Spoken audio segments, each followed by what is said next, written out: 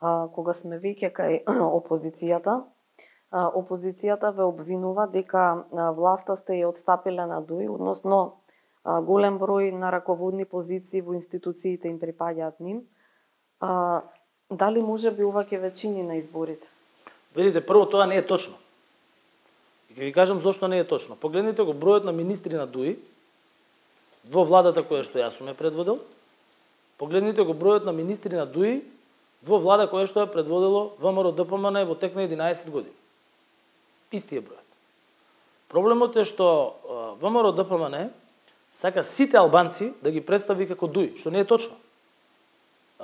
Министерот за здравство, министерот за информатичко општество, претходно министерот без ресор за односи со диаспората, тие не беа од ДУИ.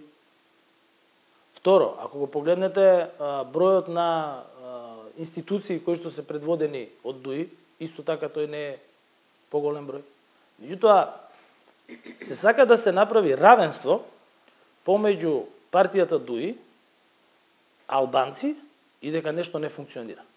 Тоа е тезата која што 2 години, а интензивно во последната година ја вергла партијата ВМРО-ДПМН, при тоа седејќи во коалиција во Тетово со партијата БЕСА. Истата партија, чишто градоначалник, односно председател, се слика со знаме на голема Албанија, каде што се пуштаат песни со единствена иконографија Албанија и они на тоа не реагираат. Значи, кога е со нив, е во ред. Кога не е со нив, не е во ред. Ај сега ќе ги прашам друго. Во градот Скопје, кој ги поставува директорите? Кои што се албанци? ДУИ или ВМРО-ДПМН? Таму апсолутно мнозинство има ВМРО-ДПМН и има градоначалник избран од ВМРО-ДПМН кој што сега стана председател на друга политичка партија.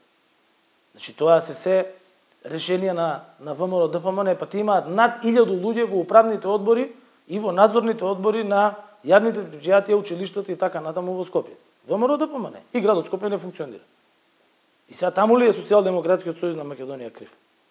Ние ли сме ги ставиле тие кои што се директори албанци? ДУИ ли се тие?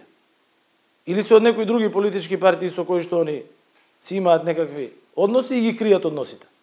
Значи, знаете како не е фер пред граѓаните тоа да се прави. Бидејќи тоа предизвикува подоцна нарушување на меѓуетничките односи. Ние за прв пат после 7 години, еве погледнете ги извештаите на ЈСП, за прв пат во дел од автобусите имаме конфликти помеѓу патниците во градските автобуси на етничка основа. Знаете само што е променето во тие 7 години? Што ВМРО-ДПМН дојде на власт, на локална власт и сега има министри во владата. Тоа се две промени. Имате ВМРО-ДПМН во власт, немате европска иднина, немате добри односи со соседите и веднаш имате нарушени меѓуетнички односи во државата. Тоа имате.